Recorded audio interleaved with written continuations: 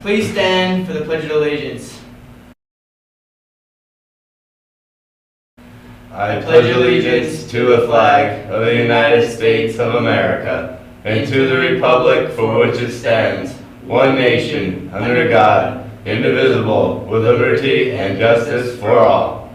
Good morning, North School Call. I'm Raquel Amato. And I'm Ashley David.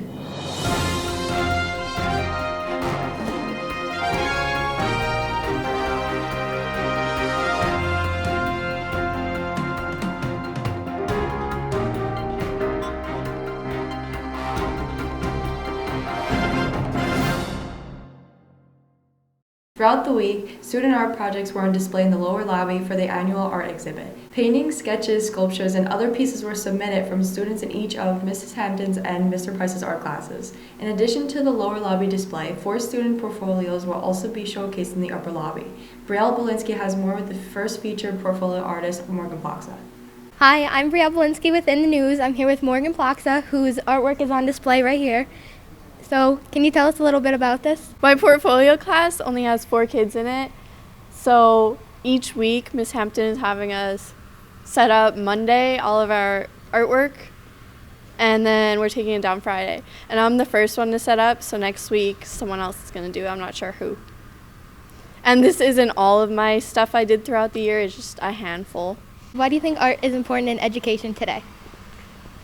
I think art is very important because it allows you to express yourself and is a great coping skill to get your ideas out and your creations, and also because art it's not a very big deal. It kind of takes a back seat, so I think it should be recognized more. Students are gearing up for the Keystone exams, which will begin on May 17th. In order to get students motivated and help prepare them for the stress of a major assessment, the newscast worked on a special segment called Under Pressure. Make sure to focus on the message and the tips that are given. For those of you who aren't scheduled for Keystones, you can still learn a valuable lesson, so stay tuned as well. With all of responsibilities and obligations that are adding up toward the end of the year, you may feel under a lot of pressure. It's normal. People get stressed, but it's important to remember that there are different ways of handling that pressure. Here are some students who didn't prepare properly and let pressure get the best of them. Meet Tyler. Tyler is an aspiring artist and has successfully created a number of outstanding art projects. Tyler knew that his pottery project was due on Friday, but still spent his free time concerned with other things. He procrastinated and eventually ran out of an adequate amount of time to finish the project. Tyler cracked under pressure and his project failed. Meet Brielle. Brielle is an accomplished singer and musician. She has won a number of talent competitions and played the lead role in the school play. Normally, she takes the stage with confidence, but at a recent performance, she focused too much on the audience and stressed over how they would react to her new song. She let stage fright get the best of her, and in the end, cracked under the pressure. Meet Pat. Pat is a star athlete and the winner of the Scholar Athlete Award. He consistently places at track meets in multiple events. He is a shoe-in for the league's competition and is working to lower his time for hurdles. Everyone knows how good Pat is at hurdling, and some girls stop by to show their support. Pat feels the need to impress the crowd, but the pressure is too much for him to handle. Stress is a normal part of our everyday lives, and sometimes stress can even be helpful in pushing us to perform better. Managing stress appropriately can help prevent cracking under pressure like Pat, Brielle, and Tyler did. Here are some tips that may help you prepare for the Keystones. Be confident. Attitude is everything. If you go into the Keystones with a positive attitude, then your chances of doing well are much greater. Have confidence in your abilities and all the hard work that you put into learning the material. Gandhi knew the importance of positive outlook, stating, "A man is but the product of his thoughts. What he thinks, he becomes." Be prepared. It's important to pay attention in class during reviews of material that will be covered during the testing days. Go back and look through your notes so that you are mentally prepared. If there is something that is still confusing or frustrating, ask a teacher for more help. It is also important to prepare your body as well. Get a good night's sleep and make sure to eat a healthy breakfast before the test. Relax, don't panic. There is still over a week before the exams begin. That's plenty of time to prepare for all the potential stress-causing obstacles. Take a deep breath and get ready to be great. It may seem like tests are all anyone is talking about right now, and that might add some pressure on you to do well, but we know that you can. We believe in you, so believe in yourself. Let's check back with our friends to see how their performances changed once they understood how to manage stress. Tyler started his project over and ended up with an A in Mr. Price's class.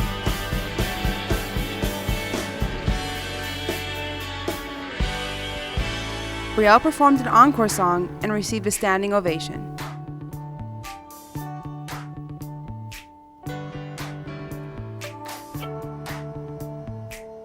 Pat PR'd on his next race and is on his way to a gold medal.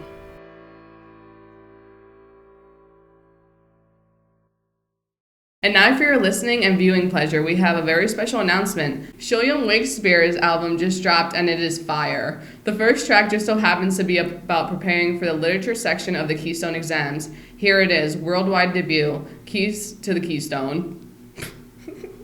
Okay, guys, can someone read the passage for me on page 58? Guys, why don't you have your books open?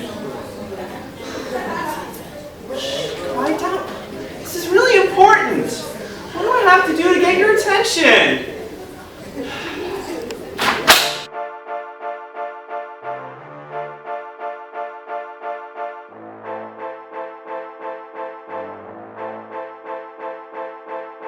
Yeah, William Shakespeare.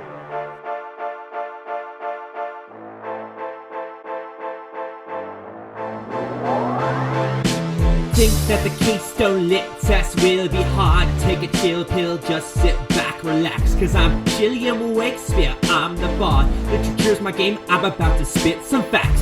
When you're asked to define an unknown word, look a couple lines around for context clues. Use prefixes and suffixes, I know you heard. Just break it all down, and then you can choose. You'll often be asked to talk about tone, which means the author's attitude. So think of all the T's that word owns, and don't confuse it with your feelings or mood. Word choice or diction really fills you in. Is the author approving or bossy? Maybe there's some nostalgia within, or perhaps the author's just salty. When it comes to vocab, you gotta get fab. Simile, metaphor, hyperbole too, personification, imagery, really not bad. They're called the Fab Five, and they're very often used. You've known them since 5th grade, so you know what you got to do. If I say I'm like a truck, that's a simile. But if I say I am a truck, that's a metaphor. If I say I'm on fire, that's hyperbole. Unless I actually am, then please grab the nearest fire extinguisher. Imagery is easy, it appeals to the senses, sight, smell, taste, touch, hearing, all fair game. Personification, just think of flowers dancing. Know the Fab Five so you don't end up ashamed. Sometimes you'll be asked to discuss an author's purpose. Informative text, use facts and numbers to explain. Persuasive passages loaded with opinions. Fiction entertains. Now we gotta talk about the essays. They really don't want you to break your back. You need a thesis statement, yeah, you gotta prove something. Gotta back it up with some examples and facts. Take your examples and quotes from the text and explain each one with some decent detail. Write a couple paragraphs, proofread and next. You'll know that you definitely did not fail. Propaganda techniques, you know them all. Think of all the advertisements at the mall. But not the Schuylkill Mall, cause there ain't no stores left. Maybe Harrisburg Mall. Yeah, that was the best. That's where I buy my swag. I'm simply obsessed. But anyway, let's get back to the Keystone test. Always read all the directions. Pay attention to all the questions. Use process of elimination. Get rid of wrong ones to give a foundation. That's about all I got for you today. With these tips, you're gonna do okay. Hopefully it wasn't boring like a bread slice. I think that y'all can do really nicely. So on Wednesday 18th, it's gonna get real. Taking out that test like you're stronger than steel. Yeah, William Shakespeare. APMC 2016. Woo woo woo. You know it. Realest poet in the room. How you doing?